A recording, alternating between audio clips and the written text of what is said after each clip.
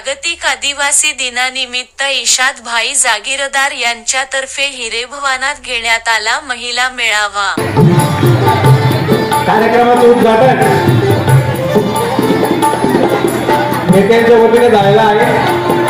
मी सर्व महिला भगिनींना विनंती करतो की त्यांनी जोरात टाळ्या वाजवायचे। जोरात वरच्यांचा आवाज येत नाही मला, वरच्यांचा।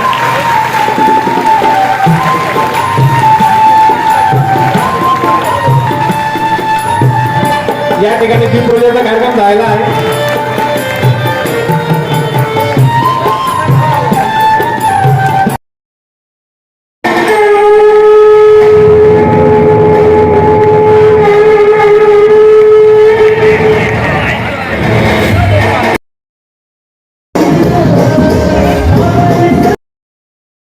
प्रश्न विचारितो आणि ते प्रश्नाचं ज्यांनी खरं उत्तर दिलं तर त्याला आम्ही एक बक्षीस जाहीर करणार आहे।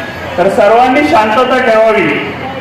एक प्रश्नाचं जे सर्वात प्रथम हात वर करून उत्तर देईल त्याला आम्ही एक बक्षीस जाहीर करणार आहे।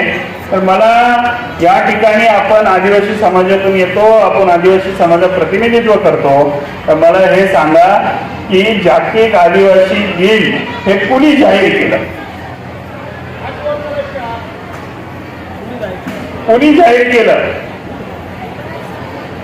बघा, हे आपल्या समाजाची दुर्दैव आहे की जे देशातले सगळे देश असतात जगातले, त्यांचं एक प्रमुख असतं ते संयुक्त राष्ट्र असतं।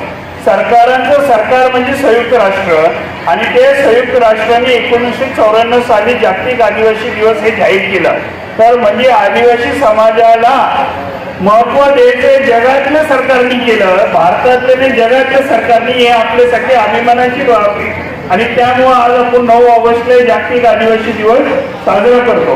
हे आपल्या समाजापर्यंत आपण कुठंतरी आपण पोचायला कमी पडतो, आणि हे कमी पडल्यामुळे आपला समाज नेहमी आपले आदर्श भगवान एकलव्य जे त्यागाचं प्रतीक आहे, टंट्या भील जे समाजसेवेचं प्रतीक आहे, आणि बिरसा मुंडा जे संघर्षाचं प्रतीक आहे, ह्या तिन्ही गोष्टींपासून आपला समाज लांब जाऊ राहिला।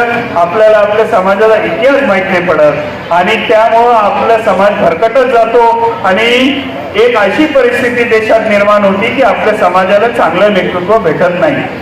जर आपल्याला आपल्या समाजाचा विकास करायचा असेल तर आपल्याला चांगल्या नेतृत्वाबरोबर जायला लागेल। आपले मुलं मुली हे उच्च शिक्षित करायला लागतील, आणि आपल्या समाजाचे महापुरुषांनी घालून दिलेले आदर्श त्याच्यावर जर आपण पण चाललो तर निश्चित आपला समाज त्या जगात राज्य केल्याशिवाय राहणार नाही। आज मला हे आनंद होतोय की जागतिक आदिवासी दिवस जगातले 15-20 देशांमध्ये साजरा होतोय।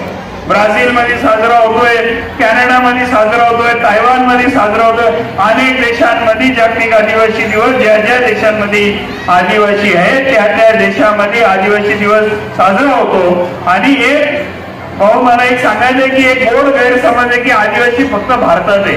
आदिवासी भारतात नाहीये, जगातले 160 देशांमध्ये 120 देशांमध्ये आदिवासी। म्हणजे लोक म्हणतात सौदी अरब फक्त इस्लाम आहे, पण तिथं पण आदिवासी।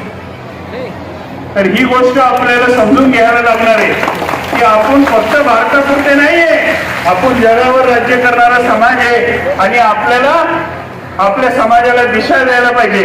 आज काय होते की लोकांच्या भावनांशी खेळलं जाते, लोकांना खोटे आश्वासन दाखवले जातात, आणि या खोट्या आश्वासनावर काही लोक सत्तेच्या खुर्चीवर बसतात, आणि मग गाड्या घेतात, घोडे घेतात, बंगले बांधतात, हे करतात, आणि आपली दुरावस्था करतात। हे थांबवण्यासाठी आपल्याला विचारपूर्वक येणाऱ्या निवडणुकीमध्ये विचारपूर्वक निर्णय घ्यायला लागत, आणि चांगल्या लोकांना संधी द्यायला लागत।